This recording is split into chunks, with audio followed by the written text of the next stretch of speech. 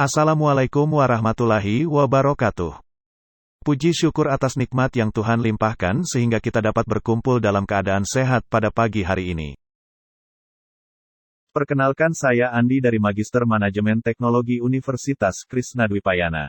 Pada pagi hari ini saya akan membahas tentang peluang dan tantangan untuk teknologi hijau di abad ke-21. Seperti apa peluang dan tantangan untuk teknologi hijau di abad ke-21? Mari kita simak pembahasannya, semoga tayangan ini dapat bermanfaat dan menambah wawasan kita di dalam penggunaan teknologi yang ramah lingkungan.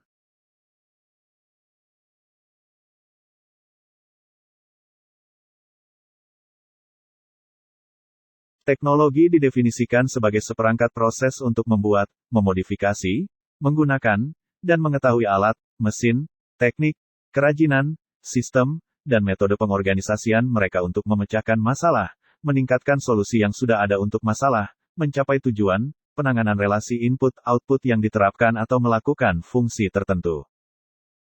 Teknologi jauh mempengaruhi kemampuan manusia dan spesies hewan lain untuk mengendalikan dan beradaptasi dengan alam lingkungan mereka. Teknologi telah mempengaruhi masyarakat dan sekitarnya dalam banyak hal, telah membantu untuk mengembangkan ekonomi yang lebih maju, termasuk ekonomi global saat ini. Ilmu pengetahuan telah memberikan kontribusi yang cukup banyak di dalam kemajuan dan perkembangan teknologi kepada masyarakat. Yang meliputi teknologi pesawat terbang, teknologi otomotif, bioteknologi, teknologi komputer, teknologi telekomunikasi, teknologi internet, teknologi energi terbarukan, teknologi atom dan nuklir, nanoteknologi, ruang teknologi, dan lain-lain. Telah mengubah gaya hidup masyarakat dan memberikan kenyamanan.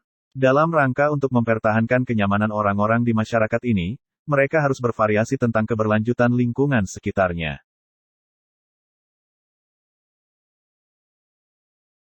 Salah satu sifat teknologi ideal adalah keberlanjutan dan nol emisi gas hijau untuk lingkungan, yaitu, teknologi yang ideal adalah teknologi hijau. Dalam makalah ini, kami mengusulkan bagaimana teknologi dapat dibuat berkelanjutan dengan menambahkan komponen hijau sehingga mereka dapat menghindari degradasi lingkungan dan diubah menjadi teknologi hijau untuk menyediakan bersih lingkungan untuk generasi mendatang.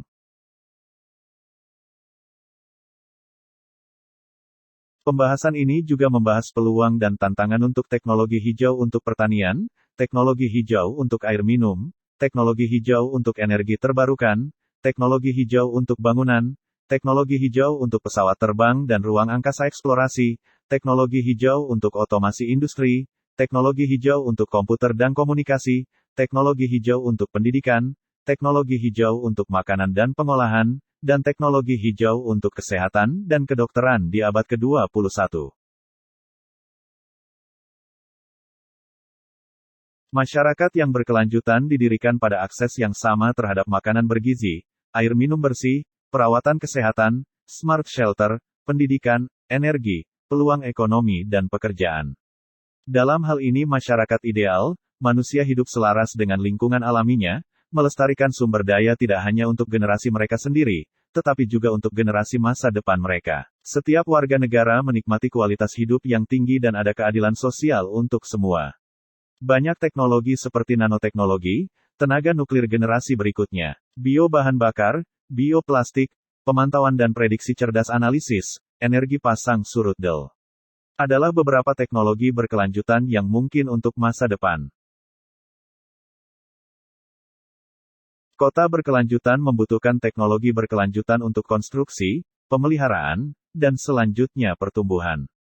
Konstruksi berkelanjutan, seperti bahan konstruksi daur ulang, atap hijau untuk manajemen stormwater, bangunan tanpa energi, yang menghasilkan setidaknya sebanyak energi terbarukan. Seperti yang mereka gunakan, sistem ventilasi alami, DEL, infrastruktur berkelanjutan seperti sistem drainase perkotaan yang berkelanjutan, lanskap irigasi rendah, energi terbarukan sumber seperti biogas yang dibuat dari limbah, dan lain-lain.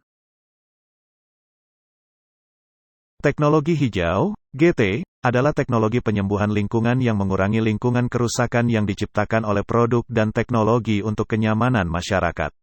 Hal ini diyakini GT itu berjanji untuk meningkatkan profitabilitas pertanian sambil mengurangi degradasi lingkungan dan melestarikan sumber daya alam. Teknologi hijau adalah teknologi berkelanjutan yang akan tidak membuat footprint saat digunakan untuk berbagai proses aplikasi.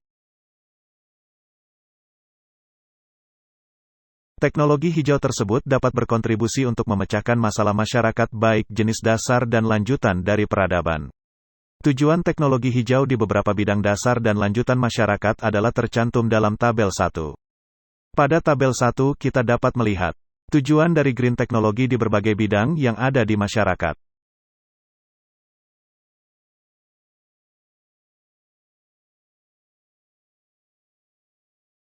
Saya memberikan contoh pada kegiatan pembelajaran online di saat pandemi COVID, di mana saat itu semua sekolah melaksanakan kegiatan pembelajaran secara online dari rumah mereka masing-masing menggunakan handphone. Kenapa saya memberikan contoh kegiatan pembelajaran online menggunakan handphone termasuk green teknologi? Menurut saya dengan siswa melakukan kegiatan pembelajaran online dari rumah mereka masing-masing kita sudah membantu mengurangi polusi udara yang terjadi karena kemacetan di jalan saat mereka mengantar anak-anak mereka ke sekolah, dan kita juga dapat mengurangi penggunaan bahan bakar kendaraan kita karena jarang digunakan. Selain itu kita juga dapat menghemat penggunaan listrik yang ada di lingkungan sekolah, karena dengan tidak datangnya siswa ke sekolah kita sudah dapat mengurangi beban penggunaan listrik di semua sekolah bahkan di seluruh Indonesia. Selama 2 tahun terjadinya COVID kita juga secara langsung atau tidak langsung telah membantu dan menjaga kelestarian hutan. Karena penggunaan kertas sebagai alat media tulis berkurang atau hampir tidak digunakan karena semua dilakukan secara online, baik di bidang pendidikan, perkantoran dan bidang-bidang lainnya yang saat selama COVID semua dilakukan secara online.